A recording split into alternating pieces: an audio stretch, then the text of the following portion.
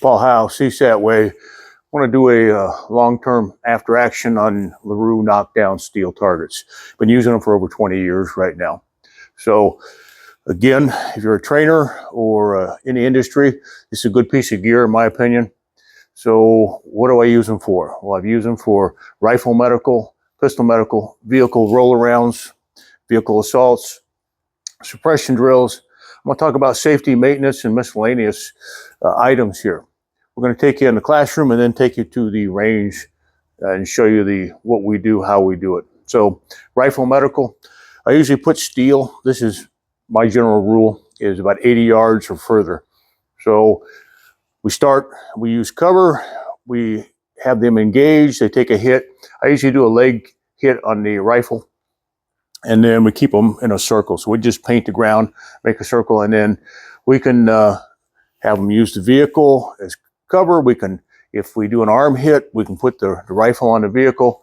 But again, it keeps a 5-person team occupied at one training station, and you can rotate and have several of these stations. So you can have a rifle station, a pistol station, a vehicle station all at the same time. Now, pistol, we usually put the LaRue at about 20-25 yards, use cover. We've done it from vehicles or we've done it from doorways. So right-hand barricade, left-hand barricade. We might have them put the pistol on the ground, or they can work from a holster. They can do emergency reloads. And again, you can use this as a training tool, and it gives them instant feedback. Now, fire maneuver vehicles, we've used them when you roll around, you hit them on the right side, come back, hit them with the left side, contact. They give you instant feedback when you're making hits. So, suppression drills. We can have students, one student push in the house, another student stay outside, cover this, we'll say the parking lot.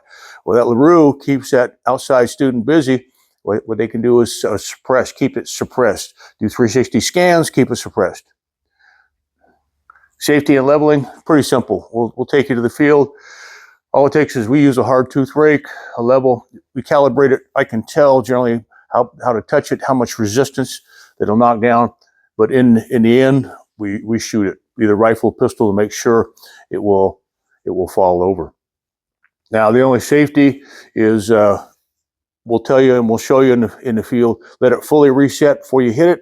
It'll keep the mechanism working. But the other problem is if you shoot it when it's coming up like this at an angle, that it becomes a skid for a bullet. You want a flat 90 degree to stop, dissipate that bullet. Maintenance, there's bolts. We replace, date the batteries, the storage and charger. Show you all that. But it's pretty simple. The device here, these bolts, pull them. There's a deer feeder battery in there. So we change it every couple of years, we date. And then what we'll do is put a bead of silicone around it, keep it waterproof and sealed, and then it's back in the game. So I've had batteries in there for many years. My maintenance guys, they tell me, hey, that's a little bit too long. But usually on a charge, full charge, you get about 2,000 reps is what I was told in the day. And we've never actually had the battery die during a training scenario on a full charge. So great piece of gear. What we're going to do is take you to the field, show you a few field items, and then wrap up this video. But from my point of view as a trainer, it's a great training aid. We use them multiple times a year, daytime, nighttime, sunshine, rain, and they all work. So it's a great tool product. See you on the range. All right, we're out here at the range, upper 110. We've got the LaRue out here in the field. A couple things that I usually bring when I first start: a level, and then a hard tooth rake, because what I can do is clean a spot for it. And what I'm looking for on the spot is I might have a short berm, I might have a downrange backstop with enough area to absorb the bullet. So I find a good spot, I put it in, get it level. It has sand spikes on there, very heavy, and so tamp it in, and then it's pretty simple. We've already charged it, so here's the charging unit, and then a switch on the side. You'll hear the servos kick in, the motor, and then it's going to come up and set.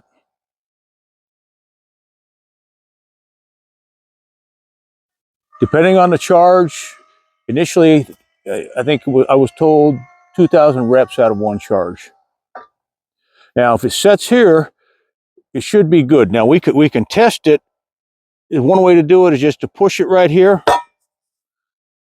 See how much resistance you get. The other way is to actually shoot it and calibrate it. So we'll watch it reset. As we talked about, we don't want to shoot it when it's coming up. We want to get a full reset on it. And then it'll keep the whole world safer. Because if it's coming up, that bullet acts as a skid when it hits that at a sloped angle. And the other thing is it can damage the mechanisms in there. So what we're going to do right now is we're going to take it and we're going to shoot it and calibrate it so you'll see it work in action with live fire. All right, what we're going to do is calibrate the LaRue with our pistol. And so, going hot.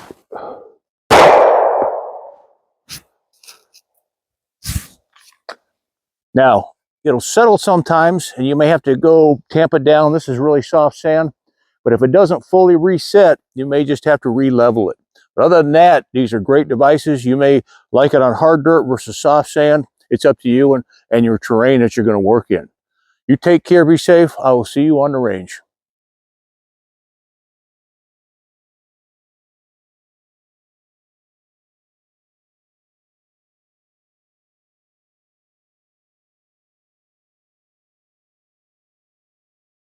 All right, Paul Howe, CSAT Way.